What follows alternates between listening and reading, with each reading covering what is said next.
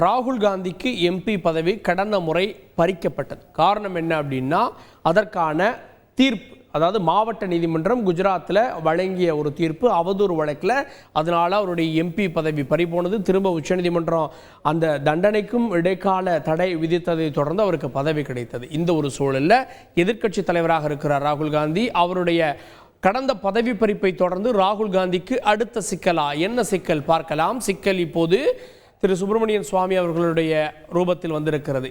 என்ன காரணம் அப்படின்னா, ராகுல் காந்தியினுடைய குடியுரிமையை ரத்து செய்ய வேண்டும் அப்படின்னு சுப்பிரமணியன் சுவாமி ஒரு மனுவை உயர்நீதிமன்றத்தில், டெல்லி உயர்நீதிமன்றத்தில் தாக்கல் செஞ்சிருந்தார். ரொம்ப நாளாக இதை அவர் பேசிட்டு இருக்கார். ஏற்கனவே இது தொடர்பான வழக்கையும் மனுவையும் தாக்கல் செய்திருக்கிறார். அது அப்படியே கடந்து போக வேண்டிய ஒரு விஷயமா அப்படின்னா, திடீர்னு உயர்நீதிமன்றம் என்ன சொன்னது, இதில் பொதுநலனும் அடங்கி இருக்கிறது. ஒருவர் எதிர்க்கட்சி தலைவராக இருக்கிறார், அதனால் இதில் பொதுநலனும் அடங்கி இருக்கிறது. அதனால் இதை அடுத்த அமர்வுக்கு, சிறப்பு அமர்வான பொதுநல மனுக்களை விசாரிக்கக்கூடிய அமர்வுக்கு பரிந்துரைக்கிறேன். அந்த அமர்வில் பொறுப்பு நீதிபதி இந்த வழக்கை விசாரிப்பார் அப்படின்றாரு. ஸோ பொறுப்பு நீதிபதியின் முன்னிலையில் செப்டம்பர் மாதம் 26ஆம் தேதி இது விசாரணைக்கு வரும் அப்படின்னு தற்போதைய தகவல்கள் தெரிவிக்கிறது. இது சாதாரணமாக இருந்த ஒரு வழக்கு, இப்போது இது அடுத்த லெவல், அடுத்த அமர்வுக்கு மாறி இருக்கிறது. அதுதான் இப்போ பிரச்சனையாக பார்க்கப்படுகிறது. ஏன் இந்த குற்றச்சாட்டு வந்தது அப்படின்னா, சுப்பிரமணிய சுவாமியினுடைய மனு என்ன அப்படின்னா, ராகுல் காந்தி அவர்கள் இந்திய குடிமகன், அவர் எம்பியாக இருக்கிறார், இன்னைக்கு எதிர்க்கட்சி தலைவராகவும் இருக்கிறார். ஆனால் 2003ஆம் ஆண்டு பேக்காப்ஸ் அப்படின்ற இந்த நிறுவனத்தினுடைய இயக்குநர்களில் ஒருவராக இருக்கிறார் அப்படின்றாரு. இந்த நிறுவனம் இங்கிலாந்தில் இருக்கிறது. இது ஒரு ஃபினான்சியல் கன்சல்டன்சி நிறுவனமாக பதிவு செய்யப்பட்டிருக்கிறது. 2005ஆம் வருஷம் 2006ஆம் வருடத்தில் அவங்களுடைய ஆண்டு அறிக்கையில் அவர் பிரிட்டன் குடிமகன் அப்படின்ற தகவலை அவர்கள் தெரிவித்திருக்கிறாங்க அப்படின்ற டாக்குமெண்ட்டையும் அவர் தாக்கல் பண்ணுறாரு. இன்னும் அவங்க தாக்கல் பண்ண நிறுவனத்துடைய வருமான வரி தொடர்பான கணக்குகளில் ராகுல் காந்தியுடைய பேரை இணைச்சு தாக்கல் செஞ்சுருக்காங்க அப்படின்றது தான் சுப்பிரமணியன் சுவாமியினுடைய மனுவாக இருக்கிறது. இதற்கு அவர் அடிப்படையில் வைக்கக்கூடிய காரணம் என்னென்னா, ராகுலுக்கும் இங்கிலாந்துக்கும் தொடர்பு இருக்குது, அவர் இங்கிலாந்தில் தான் படித்தார் அப்படின்ற விஷயங்கள் எல்லாம் தொடர்பு படுத்தி வைக்கக்கூடிய வாதங்களாக இருக்கிறது. சரி, இப்போ இதனால் என்ன சிக்கல் அப்படின்னா, ராகுல் காந்தி ஒரு எதிர்க்கட்சி தலைவராக இருக்கிறார். எதிர்க்கட்சி தலைவராகணும்னா அதற்கு ஏதாவது ஒரு எம்பியாக இருக்கணும். எம்பி ஆகணும்னா அடிப்படை தகுதி என்ன? அவர் இந்திய குடிமகனாக இருக்க வேண்டும். அப்போ தான் தேர்தல்களில் போட்டியிட முடியும், அவர் எம்பி ஆக முடியும். ஸோ ராகுல் காந்தி இந்திய குடிமகன். ஆனால் இந்தியா இரட்டை குடியுரிமையை அனுமதிப்பது இல்லை. அவர் இந்திய குடிமகன், இன்னொரு நாட்டில் அவர் குடிமகனாக இருந்தால் அதை அனுமதிப்பதில்லை. ஒன்று அது அல்லது இது அப்படின்ற மாதிரி இருக்கிறது. இதுதான் முதல் சிக்கல்.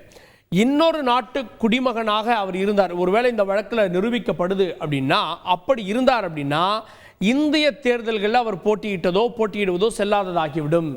அவ்வாறாயின் அந்த நாட்டினுடைய குடியுரிமையை ஏற்றிருந்தால், அதாவது ஒருவர் எத்தகைய சூழல்களில் குடியுரிமையை இழக்க நேரிடுகிறார் அப்படின்றதுக்கு இந்திய அரசியலமைப்பு சில விதிகளை வகுத்திருக்கிறது. 3 சூழல்களில் ஒருவருடைய குடியுரிமை பறிக்கப்படும்.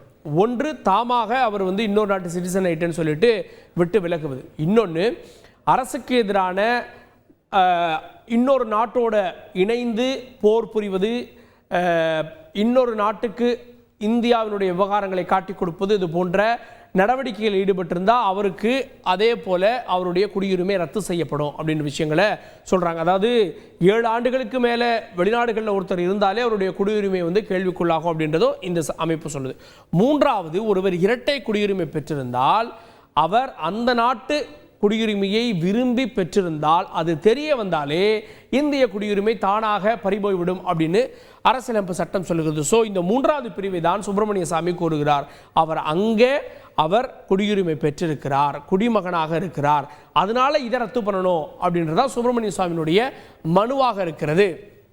இப்போ விஷயம் என்ன அப்படின்னா, ராகுல் காந்தி அவர்கள் அங்கே குடிமகனாக இருக்கிறார் அப்படின்னா அதற்கான ஆதாரங்களை அவர் தாக்கல் பண்ணணும். புதிய ஆதாரங்கள் என்ன அப்படின்றத தாக்கல் பண்ணணும்.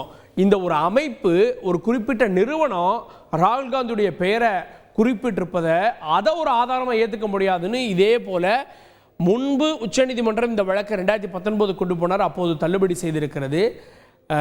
வேறு என்ன புதிய ஆதாரங்களை வச்சிருக்கீங்க அப்படின்ற கேள்வியும் எழுப்பியது. ஸோ அப்படி இருக்கப்போ புதிய ஆதாரங்கள் ஏதாவது இருந்தது, அது ஒருவேளை நிரூபிக்கப்பட்டால் அதுதான் ராகுலுக்கு சிக்கல், அல்லது இது ஒரு விளம்பர அரசியலாக முடிந்து போகும் அப்படின்ற விஷயங்களையும் பட்டியலிடுறாங்க. செய்திகளை உடனுக்குடன் தெரிந்து கொள்ள உடனே சப்ஸ்கிரைப் பண்ணுங்க.